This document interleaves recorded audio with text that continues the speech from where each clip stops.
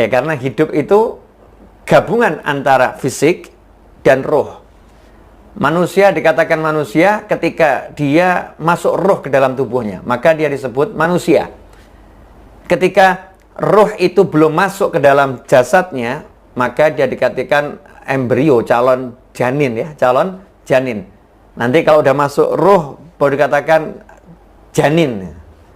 Kalau rohnya itu keluar dari jasadnya, terpisah total, maka ruhnya tetap ruh, jasadnya berubah nama. Bukan lagi jadi manusia, kita menyebutnya jenazah, mayat. Ya, mayat manusia, tapi kita menyebutnya mayat, bukan manusia. Nah, itulah definisi hidup di dalam Islam. Jadi orang yang hidup adalah orang yang ada rohnya, ada jasadnya. Kalau cuman roh namanya roh, ya. Kalau cuman jasad ya namanya jasad. Begitu ada roh dan jasad, itulah manusia. Nah, ini yang membedakan konsep hidup sehat di dalam Islam dengan konsep hidup sehat menurut para dokter.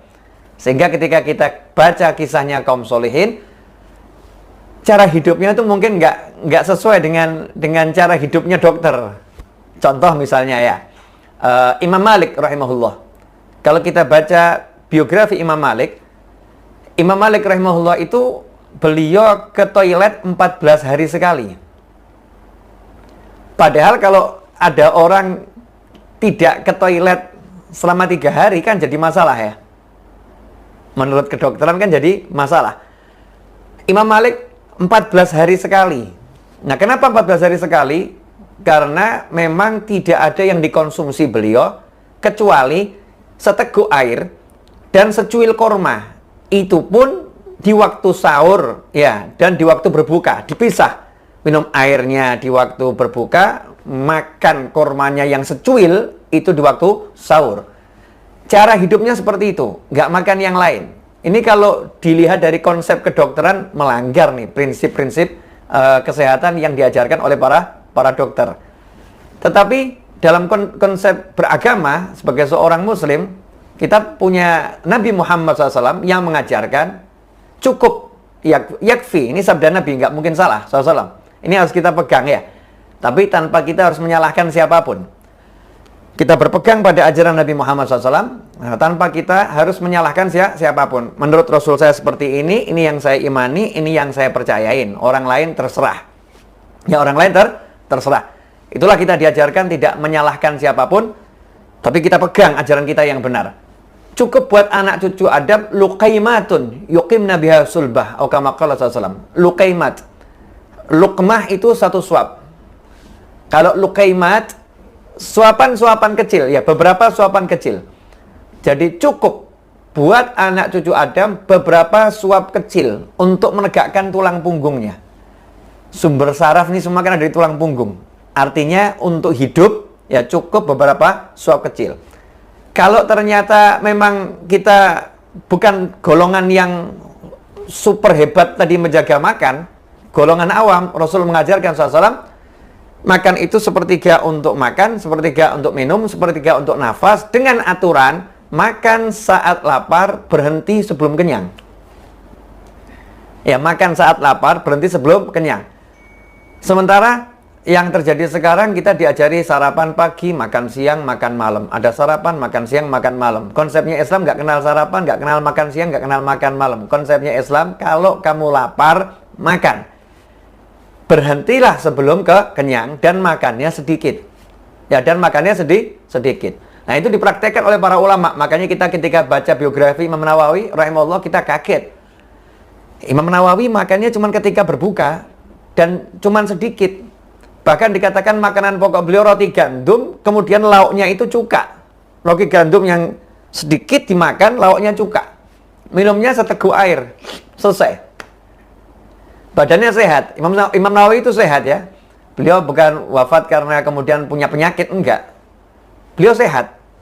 Imam Malik sehat. Kalau kita lihat para ulama, ya seperti itu. Makannya sedikit, badannya sehat. Saya ketemu beberapa orang soleh yang makannya sangat sedikit, ya, tapi daki gunung. Kuat. Ya, sholat puluhan rakaat, kuat. Nah, mohon maaf, Untuk orang yang nggak percaya pada agamanya Allah Ta'ala, maka mereka nggak percaya tentang keberadaan ruh. Ruh itu nggak dipercaya. Makanya dikatakan mati ketika jantung berhenti. Kalau jantung berhenti, mati, selesai. Kalau Islam, ruh keluar dari tubuh, maka itu namanya meninggal dunia. Kalau ruhnya masih ada dalam tubuh, walaupun jantungnya berhenti, ya belum mati. Makanya ada orang mati suri ya. Jantungnya udah berhenti, tapi tiba-tiba kok hidup lagi. Dia bukan hidup lagi, emang belum mati. Ya belum mati dia. Ruhnya masih ada di dalam tubuh. Ruhnya belum keluar. Jantungnya memang berhenti. Nah, ikhwani rahimakumullah, perbedaan ini menyebabkan konsep hidupnya jadi berbeda. Makanya dikatakan kalau mau kuat, taat. Kamu taat sama Allah Ta'ala, kamu akan kuat. Kalau kamu nggak taat, kamu nggak akan kuat. Kamu lemah. Kenapa? Karena taat menyebabkan ruh menjadi perkasa. Ruhnya jadi besar ya, ruhnya menjadi hebat. Begitu ruhnya segar, ruhnya hebat, ruhnya kuat, maka fisik ini dibawa sama ruh. Saya ambil contoh, ya insya Allah ini contoh ini bisa membuka pikiran kita lebih luas lagi insya Allah. Enak mana? Dibawa pesawat atau membawa pesawat? Enak mana? Enak kita dibawa oleh pesawat atau kita yang bawa pesawat? Kita tarik pesawatnya, kita dorong pesawatnya. Enak mana? Jawabannya adalah ya enak duduk di bawah pesawat. Kalau kita duduk di bawah pesawat, maka nggak terasa kita nyantai terbang Solo Jakarta, Jakarta Solo 1 jam nyampe. Tapi kalau kita suruh bawa pesawat nih, dorong pesawat, Masya Allah, kekuatan kita seberapa, 1 jam itu dapat berapa meter itu? Kalau kita yang narik pesawat dengan kekuatan kita, seberapa kuat kita? Nah, dalam tubuh manusia itu ada ruh yang besarnya luar biasa. Dikatakan oleh Al-Habib Abu Bakar bin Abdullah bin Talib Al-Attas rahimahullah radhiyallahu anhu ketika menulis surat kepada Sayyid Ahmad Zaini Dahlan Mufti Mekah, dan surat itu terdokumentasikan dengan baik, bisa kita lihat sampai sekarang. Di isi surat itu disebutkan ruh ini, ruh manusia biasa, mau manusianya beriman atau nggak beriman, baik atau buruk, pokoknya namanya manusia. Ruhnya kalau dikeluarkan dari jasad, ruh itu dikeluarkan dari jasad lewat ubun-ubun. Dimasukkan lewat ubun-ubun, dikeluarkan lewat ubun-ubun. Makanya kalau ada orang meninggal dunia, matanya melihat ke atas. Mau lihat ruhnya. Ya, matanya naik ke atas tuh mau lihat ruhnya. Ruh ditarik dari ubun-ubun, dikeluarkan. Kalau ruh ini dikeluarkan dari jasad, diletakkan di alam syahadah, alam nyata ini, alam kita ini, alam nyata yang kelihatan semua ini, maka seluruh alam nyata itu tidak akan mampu menampung besarnya satu ruh. Bayangkan tuh, galaksi Bima Sakti, galaksi-galaksi, semua galaksi itu nampung satu ruh nggak muat. Ruh itu besarnya luar biasa. Makanya nggak ada judulnya ruh gentayangan di alam nyata, tuh nggak ada. Yang ada ruh ya di alam barzakh. Ya, ruh di alam barzakh. Yang gentayangan di alam nyata ini kan jin itu, bukan ruh.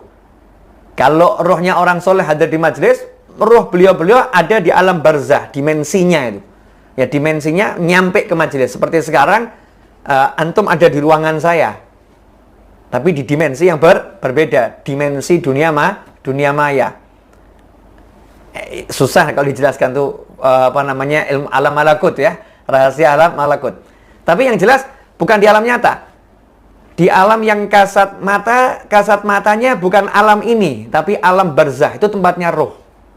Jadi ruh tuh nggak pernah bisa tinggal di alam dunia yang nyata ini, kecuali dimasukkan secara khusus oleh Allah Ta'ala lewat tangan-tangan malaikat-malaikat khusus. Bahkan dikatakan malaikatnya ini adalah malaikat Israil alaihissalam. Makanya nanti yang nyabut nyawa juga malaikat Israil alaihissalam. Ada malaikat khusus ya, dengan teknik khusus. Maka dikatakan ditiupkan. Ya, roh itu ditiupkan ke dalam tubuh atau jasad yang kecil tadi.